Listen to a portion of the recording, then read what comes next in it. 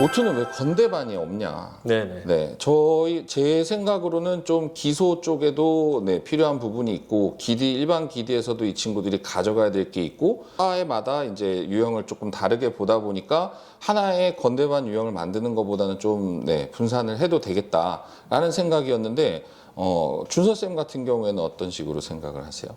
일단 건대를 가기 위해서 건대 유형만 해야 된다.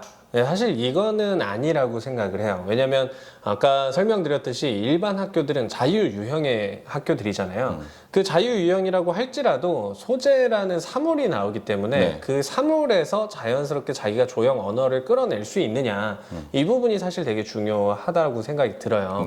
그래서 아이들이 그냥 단순히 건대에 대한 어떤 조건 유형만 다루다 보면 고민하는 시간만 많아지고 기간 동안 그려낼 수 있는 그림의 절대적인 장수가 줄어드는 게 저는 가장 큰 문제라고 생각이 들어요. 그래서 결국에는 저희가 건국대에서 나오는 게 결국에 조형 언어잖아요. 그래서 조형 언어들이라는 게 뭐 되게 음악적인 것들도 있고 운동적인 것들도 있고 정말 그냥 조형적인 단어들도 있고 그런데 그런 것들을 결국에 조형 형태를 나누다 보면 생각보다 단순해서 직선이냐 곡선이냐 이거부터 출발을 하게 돼요. 결국에 아이들이 다른 기초 디자인을 할 때도 결국에는 알아야 하는 내용들이고 이것 없이는 결국에 그냥 암기되는 형식밖에 수업이 진행되지 않는 거잖아요.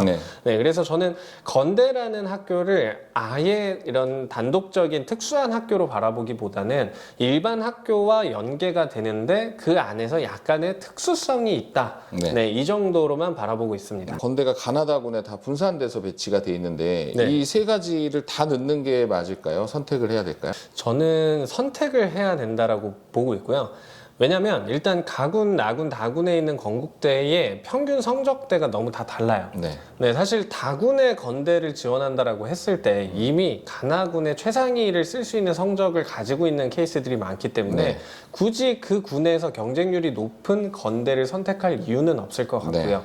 그리고 뭐 일반 기초 디자인을 한다라고 했을 때도 건국대의 뭐 커뮤니케이션과라든지 아니면 뭐 산업 디자인이라든지 이런 학교들이 일반 기초 디자인에서 조금 더 벗어난 영역들을 하고 있기 때문에 정말 실기적인 부분에 있어서 정말 도가 터서 이거 저거 다 하는 상태들이 아니라면 그렇게 지원하는 건 좀 무리수지 않을까 싶습니다. 그러면 분산해서 지원한다고 할 때 건대를 지원하면서 병행할 수 있는 학교들이 궁금한데요. 어떤 곳들이 있죠? 뭐 대표적으로 가군의 숙대, 중대, 한양대 등이 있고요. 나군의 뭐 경희대, 그다음에 뭐 상명대, 그다음에 다군에도 상명대, 단국대, 동덕여대 이런 학교들이 병행 지원하기에 괜찮은 학교들이라고 생각이 들고요. 기초 디자인이라는 영역 안에서 그 조형을 만든다라는 어떤 원리적인 부분만 잘 익히고 있다면 특정 어떤 학교를 선택하는 게 잘못이다. 사실 이런 거는 좀 없을 것 같아요. 근데 학생들이 좀 부담스럽게 느낄 수 있는 학교를 굳이 꼽자면 나군의 경희대학교. 이런 학교들은 좀 손이 빨라야 하고 좀 아무래도 손이 빨라야 하는 만큼 연습된 양도 중요하잖아요. 합쳤을 때 너무 오바되는 건대는 좀 생각을 있죠. 많이 해야 되고 경희대는 이제 단순 작업이 빨라야 되고 또 성적이 높은 친구들 같은 경우에는 상위권을 지원하면서 건대를 치게 되겠죠. 그런 경우에 가군에서는 국민대나 고대를 지원을 하면서도 나군, 다군에서는 건대를 지원할 수도 있고 또 나군에서 서울대나 과기대나 이렇게 지원하는 친구들 같은 경우도 가다군에서는 건대를 지원할 수 있으니까 그런 정도의 병행선이 있다고 보면 될 것 같습니다. 저희가 건국대에 정말 실기 위주로 성적이 정말 낮았던 학생들을 보낸 사례들이 있잖아요. 그 학생들을 보내기 위한 비법을 알려주시면 좋을 것 같아요. 일단 아까 얘기했던 민지 학생 같은 경우만 해도 본인이 입학하고서 자기 밑으로 성적이 몇 명 없었다라고 하니까 최저점에 가까운 합격자였는데 초반에 기초 디자인으로 변환되고 초반에 저희가 50%대 합격자도 있었어요. 물론 그때는 실기가 60%, 성적이 40%로 실기를 A+를 하면 묻지도 않고 따지지도 않고 합격을 시키겠다. 그런 식으로 실기 최우수자에 대한 예우를 했던 경우라서 그게 가능했었는데 그런 친구들 같은 경우에는 그림 표현력이 재수생, 삼수생들보다 훨씬 뛰어나지 않았어요. 고3이었고 표현력 쪽으로는 조금 부족함이 있어도 본인의 조형력을 최대한 발휘를 해서 그쪽에서 주는 조건을 정확하게 파악을 하고 교수님이 원하는 대답을 내놨던 것 같아요. 그래서 그렇게 교수님들이 문제를 낼 때 어떤 보편적으로 니네가 다 그려놓으면 내가 잘 그린 그림을 꼽을게 이런 부분보다는 오히려 본인들이 원하는 어떤 방향이나 이런 것들이 있고 그걸 맞춘 친구들을 조금 뽑아내는 형식이라서 네. 저희가 평소에 그런 훈련을 많이 시켰기 때문에 최저점 합격자가 있었던 것 같고, 또 어떤 경우는 본인이 생각을 주입하는 경우, 우리 민지 학생 같은 경우도 마찬가지인데 네. 교수님들이 원하는 것들까지도 저희가 파악을 하도록 교육을 시켰는데 시험장에서 그려낸 것은 교수님 기대 이상이었어. 이런 생각도 할 수 있구나. 교수님을 좀 깜짝 놀라게 하는 케이스는 네. 최저점 합격이 가능해요.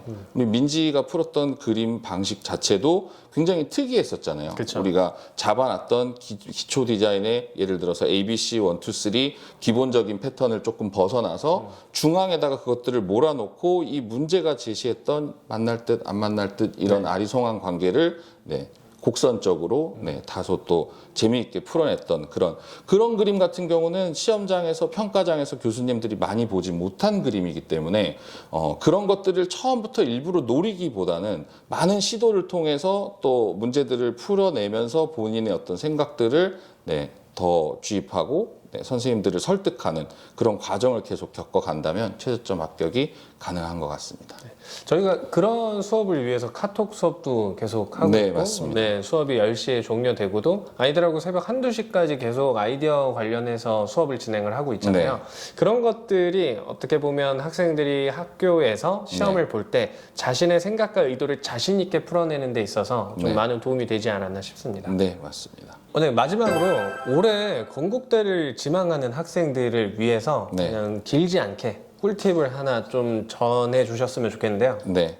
일단 건대는 실기 위주의 학교가 맞습니다. 지금 최상위권과의 어떤 교두보 때문에 성적을 약간 중시하는 성향이라고 생각을 하실 수도 있는데 우선적으로 건대 교수님들이 기초 디자인을 만들고 이 유형을 진행을 할 때는 A+가 아니면 우리 학교에 들어오지 말라는 거였었어요. 그래서 재수생들 중에 특히나 많이 하는 실수가 일단은 성적부터 만들어 놓고 내가 실기를 해야겠다 이런 생각들이 되게 만연해 있어요. 그래서 저희도 조금 예전보다는 이제 입시 지도하기가 조금 힘든 게 수능 때가 되면 실기 날짜를 줄이고 또 초반에는 초반이니까 실기보다는 성적을 하고 여름방학 때 잠깐 와서 하다가 또 금방 또 실기 타임을 줄이거든요.